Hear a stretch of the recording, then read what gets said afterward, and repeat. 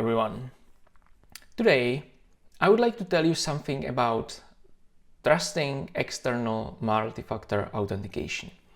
Because there is a lot of misunderstanding when I talk to my customers or our customers. They usually don't understand it right, and they usually don't have it enabled, and their argument usually is false.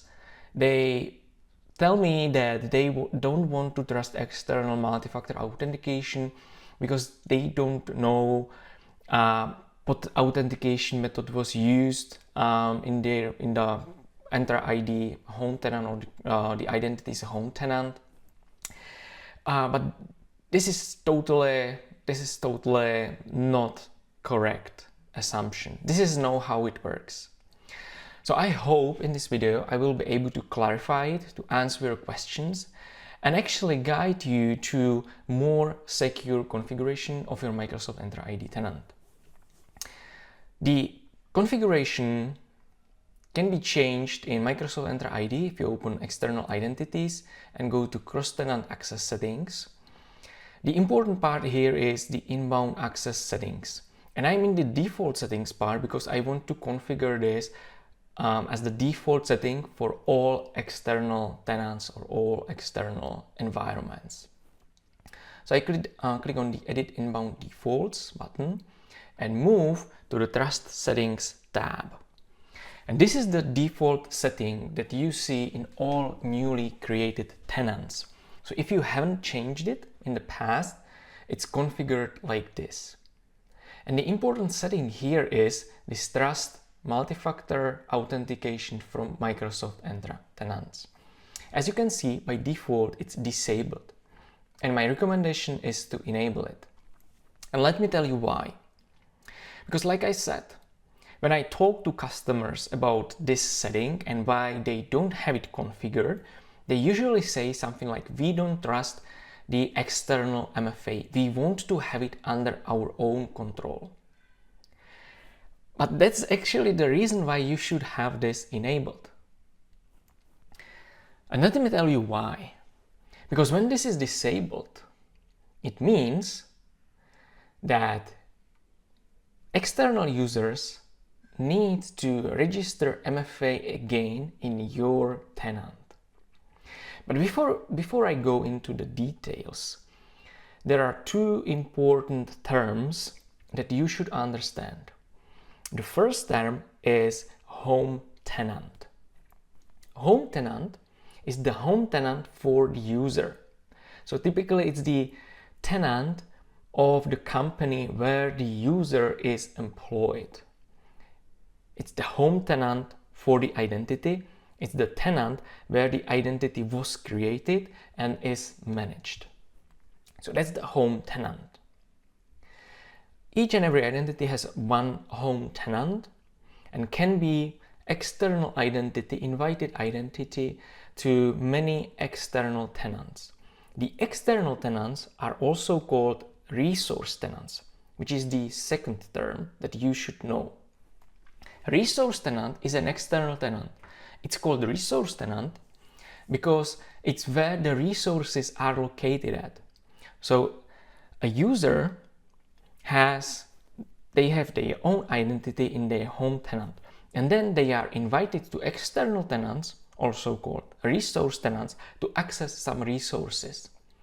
So for instance, if you invite an external user to your tenant because you share with them some data on SharePoint Online or OneDrive for Business, or you invite them to Teams on Microsoft Teams, then they are external users in your tenant, and for them, your tenant is the resource tenant because they access the resources in this external tenant. So these are the two terms that you should know, and you should be able to tell the difference between these two terms. Home tenant, where the identity is located at, where the identity was originally created at, and the resource tenant are the external tenants that the users access.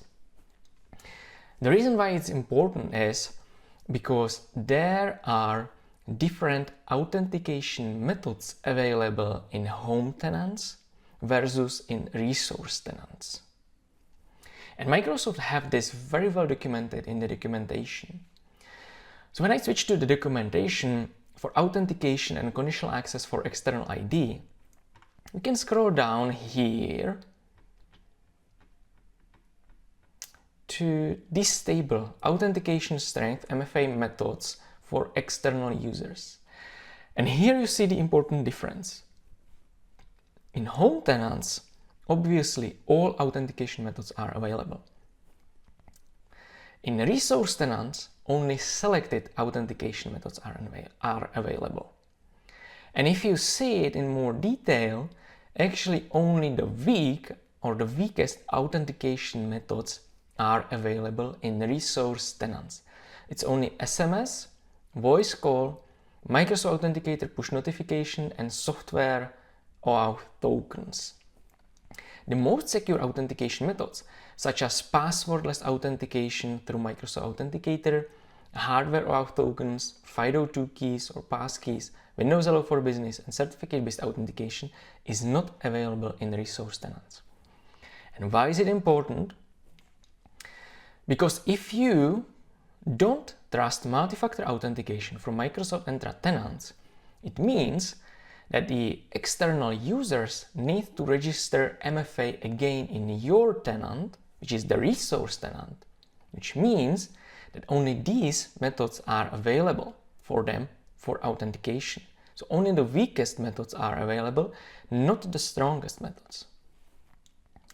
If you, on the other hand, check this checkbox and trust multi-factor authentication from Microsoft Entra tenants, you can leverage all authentication methods that are available in the user's home tenant, including the most secure, such as these last three phishing-resistant authentication methods, which is not available at all in a resource tenant, which means it's not available if you don't check this checkbox.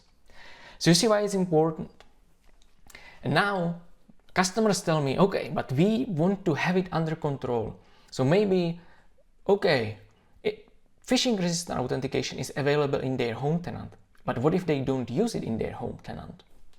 That's a valid question. But you can control it. You have it under your control. Let me go to security, conditional access, and create a new policy here. If you go to users in the assignments part, you can select or choose this select users and groups and tick this checkbox for guest or external users.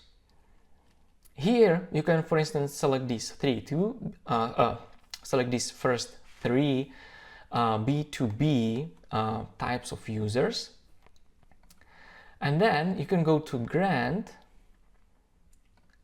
check this require authentication strength, and change it, for instance, to phishing resistant MFA or passwordless MFA. So you have it actually under your control. You have it under better control than if you don't check this checkbox. Because if you check this checkbox, you can leverage all of these authentication methods that are available in the home tenant. If you don't check this checkbox, you cannot change this MFA, or you cannot require, for instance, passwordless MFA or phishing resistant MFA, because it's not available in resource tenants. It's available only in home tenants. So if you check this checkbox, you have all these home tenant authentication methods available also in your tenant, because you trust multi-factor authentication in external tenants, which means that when a user is accessing your tenant, the authentication, including the MFA, is done in their home tenant. It's included then in the claim and passed to your Entra ID for evaluation in conditional access policies, for example. So if the user did MFA, phishing resistant MFA in their home tenant, it's included in the claim and evaluated as phishing resistant authentication also in your tenant, which is not possible if you don't tick this checkbox. So you have it actually under your control when you enable this, and you can require the most secure authentication methods for external users as well. Now maybe you ask, okay, but what if they use only SMS authentication in their home tenant and the user doesn't have the multi-factor authentication application configured, or they don't have any passkeys or FIDO2 or Windows Hello for Business or certificate-based authentication? That's a good question as well. And the answer is, it will behave the same as if their admin enabled it in their home tenant. So even if their home tenant or their home admin doesn't require, for instance, the Microsoft Authenticator application, you can require it. And then when the user accesses your tenant for the first time, they will see the usual MFA registration prompt. They register the Microsoft Authenticator application, but it's registered in their home tenant, which means that from now on, they can also start using it in their home tenant or in any other external tenant if the external tenant has this checkbox checked. So the registration is done in their home tenant, and you can require any authentication method. You don't need to care about what they have registered in their home tenant. You can still require it, and if the user is unable to satisfy it during the authentication, they will be prompted to register this new authentication method, and then they will be allowed to access your tenant. So it works the same as if you configure it in your home tenant for your home users, for your local users. The experience is completely the same. So it's beneficial from all points of view. It's better for end user experience because they don't have to register external MFA for all external tenants they access. And it's better also for your security because you have it under your control via conditional access policies, and you can start enforcing even the most secure authentication methods, such as the phishing resistant authentication methods, which is not available if you don't trust external authentication, because it's not available in resource tenants.